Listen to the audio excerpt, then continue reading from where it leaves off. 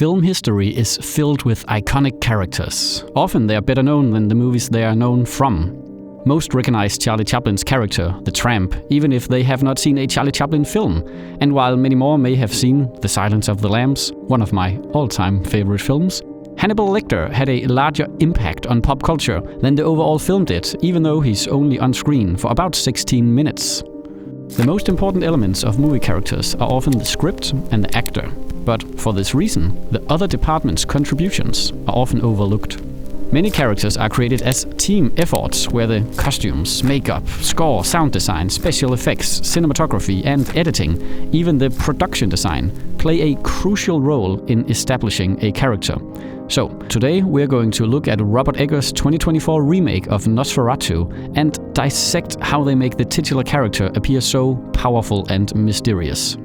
The film is set in 1938 Germany and centers on Ellen, a troubled character played by Lily Rose Depp, who as a young girl commits herself to a supernatural being in order to ease her loneliness. Years later, she's married to Thomas, played by Nicholas Hoult, who must travel to Transylvania for work to make a deal with the reclusive Count Orlok, aka Nosferatu, who is played by Bill Skarsgård. We get our first glimpse of Nosferatu 2 minutes into the film in this shot. And I mean, what a way to introduce a character. It's a delicious effect, and the perfect way to tease to make the audience long to see the character properly. The fact that there's no edits and that this is all done in one shot with these fluid camera movements helps ground the effect and make it feel more realistic. We're going to focus more on this later. After this shot, Ellen wanders around a bit, and then we have this jump scare. And the cinematic language here does a lot to establish the character. First of all, just the short duration of the shot and also the lighting hides Orlok and keeps him mysterious even though they sort of reveal him this early on. And the low angle here emphasizes his power. And then the way the hand appears and the sound of it makes the character appear strong. This next shot of Ellen shaking this way also stresses his supernatural powers. We don't see Orlok again for 25 minutes after this, which in itself is a way to set up the character. I mean, the film is called Nosferatu, he is who we came here to see, so withholding his real introduction builds anticipation. Orlok looms over these 25 minutes like the elephant in the room, all the more powerful because while everyone in the audience knows that he's there, he is, on the surface, ignored. And when he finally appears, they keep him hidden. He is far away, in the shadows, out of focus, and at the edge of the frame. In this interview, cinematographer Laren Blask explains how the staging underlines Orlok as a supernatural being by having him disappear in one side of the frame and then suddenly appear in the other. Just kind of these old school tricks to make him appear magical and hopefully all the more effective because we're living in real time, in a oneer, and then we sort of keep panning and then there he is at the end of the table. Just try and make it magical. What can heighten the magic is if you get a grounding of something that you believe and also, living in real time through a sustained take. In this way, the cinematography and staging both create the magic and make it believable. Now, why do the filmmakers hide Orlok? Because, like Spielberg said, it's what we don't see, which is truly frightening.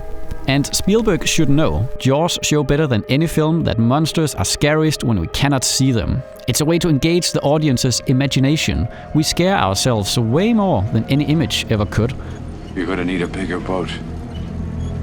Orlok is like the shark in Jaws or the alien in Alien, terrifying because he's hinted at, but never fully revealed. This is all conventional wisdom when talking about monsters, but the same holds true for any character. Think of Kaiser Soze in The Usual Suspects, Bill in Kill Bill, or Colonel Kurtz in Apocalypse Now. When storytellers hide characters that we the audience know to be important, we will always be curious and engage our own imagination. Another thing that makes Nosferatu appear dangerous is the way other characters react to him. Humans are deeply social. Other people's reactions influence our own. For instance, multiple studies have shown that women will rate a man on an image as more attractive if the image includes another woman looking at the man. This is basically how all advertisement work. We see a person enjoying a product, and part of us thinks, hey, I'd enjoy that product as well. So when Nicholas Hoult looks like this whenever Orlok is near, we are frightened of Orlok, because Hoult is. This is not just true for attractiveness and scariness, but for any character trait. If you want to establish a character as funny, have other characters laugh at her jokes. Yeah, I'm just not that kind of girl. I only have sex once on the first date. Okay. Or better, have the whole audience laugh. Well, the tough thing is she really wants to have sex with me.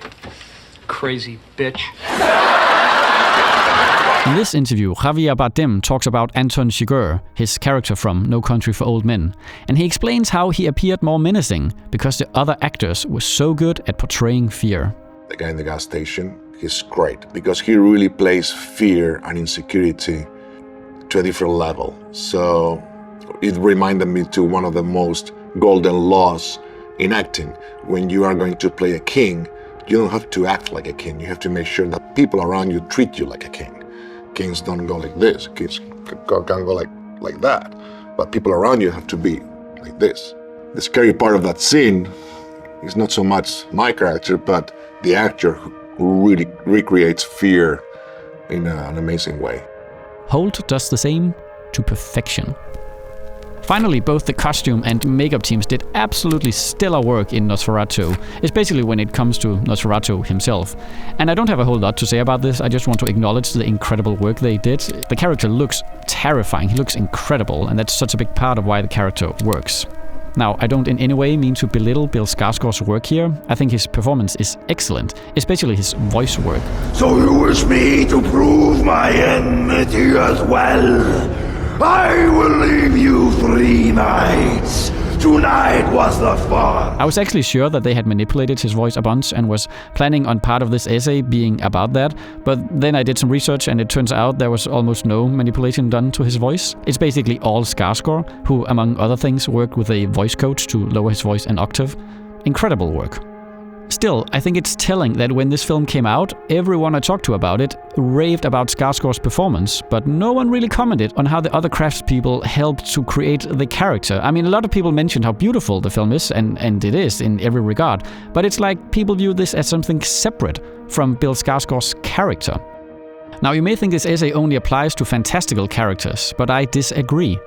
Look at these frames of Joaquin Phoenix and consider how the costumes, hairstyles, colors and so on make the characters feel completely different. Consider how Tarantino introduces Hugo Stiglitz in Inglourious Basterds. Everybody in the German army's heard of Hugo Stiglitz.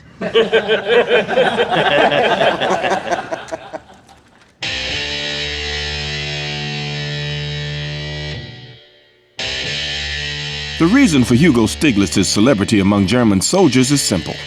As a German enlisted man, he killed 13 Gestapo officers.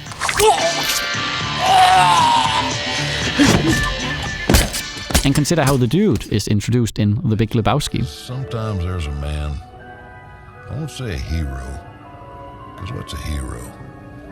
But sometimes there's a man.